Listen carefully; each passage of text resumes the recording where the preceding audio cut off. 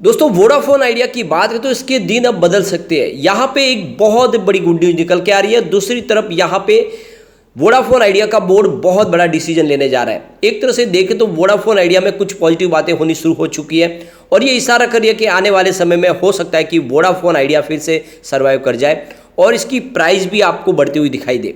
वैसे अगर आप देखें तो पिछले कई दिनों से वोडाफोन आइडिया में लगातार गिरावट थी और उसके पीछे वजह यह थी कि कंपनी बहुत सारे कर्ज में चली गई थी। लगातार इनके जो कस्टमर है वो कम हो रहे थे और इनके कस्टमर आप देखो तो जियो ने ले लिए थे और जैसे जैसे जियो मजबूत हुआ वैसे वैसे वोडाफोन आइडिया बहुत ज़्यादा वीक हो गया। यहाँ पे अगर आप देखें तो मर्जर से पहले वोडाफोन आइडिया के मर्जर से पहले वोडाफोन और आइडिया दोनों ही बाजार में अच्छी खासी अपनी हिस्सेदारी रखते थे, उनका कामकाज भी अच्छा था। लेकिन जैसे ही ये मर्जर हुआ ये दोनों के लिए नुकसानदायक साबित हुआ और बहुत ही ज़बरदस्त लॉस में कंपनियां चली गई। लेकिन अब फिर से पॉजिटिव संभावना बन सकती है और वोडाफोन आइडिया आने वाले समय में कुछ अच्छा करते हुए दिखाई दे सकते हैं। तो इसके पीछे जो रीजन है उसको इस वीडियो के माध्यम से डिस्कस करेंगे और जानने की कोशिश करेंगे क्या इस छोटे से पेनी स्टॉक में हमें इन्वेस्टमेंट करना चाहिए जिसकी प्राइस अभी तो फिलहाल कौड़ियों के भाव में, क्या आने वाले समय में ये 3 डिजिट में जा सकता है। तो अभी बाजार शुरू है, लगभग 11:30 के आसपास का टाइम है। BSE सेंसेक्स की अगर हम बात करें तो यहाँ पे 59,487 के स्तर के ऊपर भी फिलहाल है BSE सेंसेक्स, जहाँ पे 0.48% की तेजी यानी लगभग आधा प्रतिशत ऊपर है BSE सेंसेक्स। और आप देख सकते हो कि ये माहौल थोड़ा सा अभी इस समय पॉजिटिव बना हुआ है लेकिन इतनी बड़ी तेजी नहीं बन रही है। और इसके पीछे जो सबसे बड़ी वजह है वो है हमारा इंडियन रुपी जो लगातार पीट रहा है। और अभी आप देख सकते हो जो लेटेस्ट अपडेट है उसके हिसाब से 82.83 के आसपास ट्रेड कर रहा है। 83 का इसने स्तर बना दिया था, वहाँ से थोड़ा सा रिकवर जरूर हुआ है लेकिन अभी भी काफ़ी ज़्यादा रुपीज़ में गिरावट हो चुकी है और ऐसे में माहौल बहुत ज़्यादा बिगड़ा हुआ है। वोडाफोन आइडिया की अगर हम बात करें तो फिलहाल स्टॉक 8.70 पे ट्रेड कर रहा है, जहाँ पे 1.75% की हमें तेज़ी देखने को मिल रही है। सबसे बड़ी बात यह है कि स्टॉक की अगर परफॉर्मेंस को अगर हम देखें पिछले 4-5 दिन में लगभग 4% की तेज़ी हमने देख ली है। इसके वॉल्यूम को अगर हम देखें तो पिछले एक महीने पहले इसका 14 करोड़ का वॉल्यूम था और 1 वीक पहले 8 करोड़ का वॉल्यूम हुआ था, कल 10 करोड़ का वॉल्यूम होता, आज 11 बजे के पहले ही 4 करोड़ का वॉल्यूम हो चुका। वॉल्यूम में अच्छी खासी बढ़ोतरी है। टॉप 5 शेयरों में वॉल्यूम के मामले में ट्रेड कर रहा है। इसकी परफॉर्मेंस देखें तो 7.75 52 वीक का लो है और 16.80 52 वीक का ये फिलहाल स्टॉक 8.75 रहा है, ऊपर की लेवल से लगभग आधी कीमत में आपको मिल रहा है। अब यहाँ पे एक बहुत बड़ी अपडेट निकल के आ रही है। जैसे कि आपको पता ही होगा वोडाफोन आइडिया पूरी तरह से डूबने की कगार पे थी, बहुत सारा कर्ज हो गया था, उनकी बहुत सारी AGR बकाया थी, सरकार को लेनी थी। ऐसे में सरकार ने इनको एक बहुत बड़ा राहत पैकेज दिया करीब 1.92 अरब डॉलर का।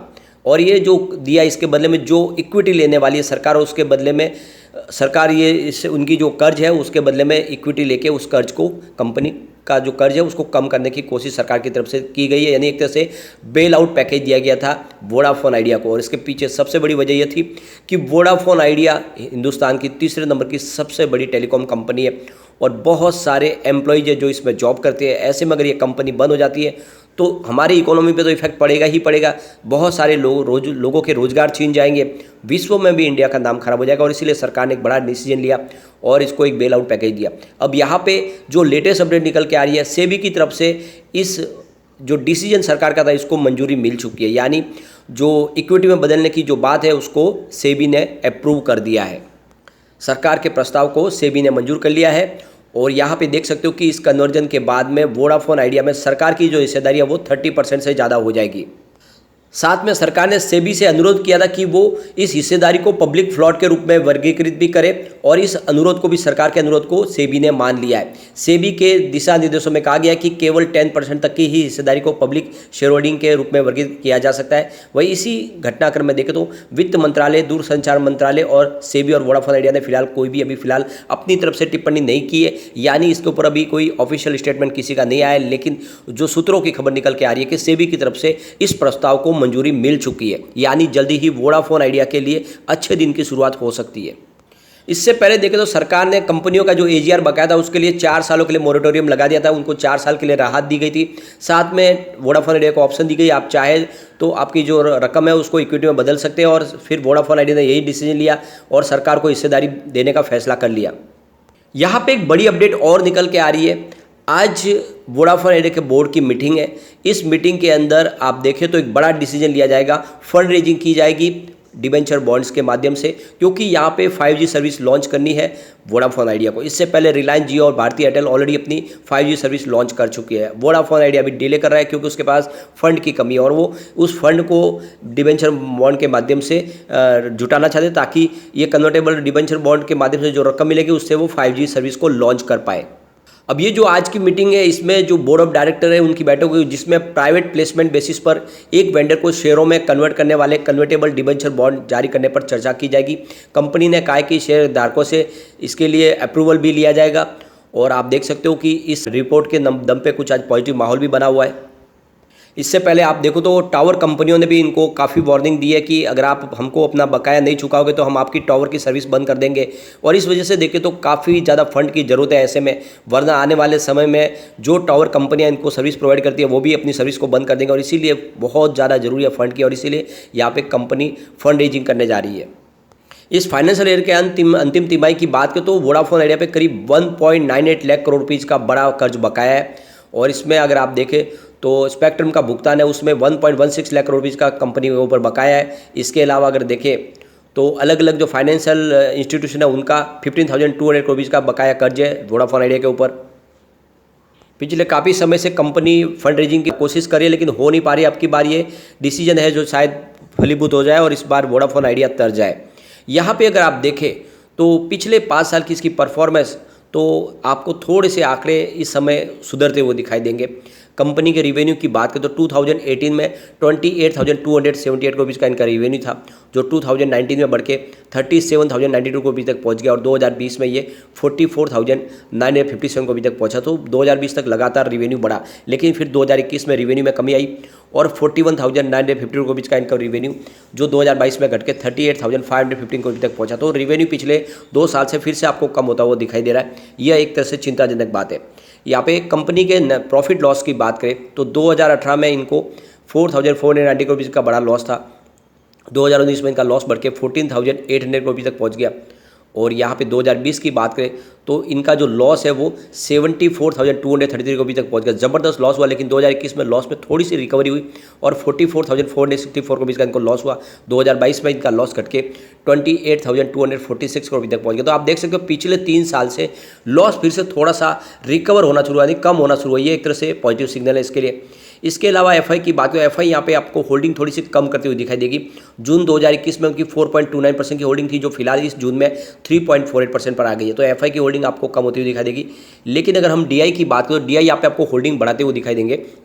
जून 2021 में उनकी 1.30% की होल्डिंग थी, जो फिलहाल इस जून में 1.56% हुई है। तो बड़े फंड हाउस जो हमारे इंडिया के हैं वो यहाँ पे इन्वेस्टमेंट बना रहे हैं, वोडाफोन आइडिया पे भरोसा करें।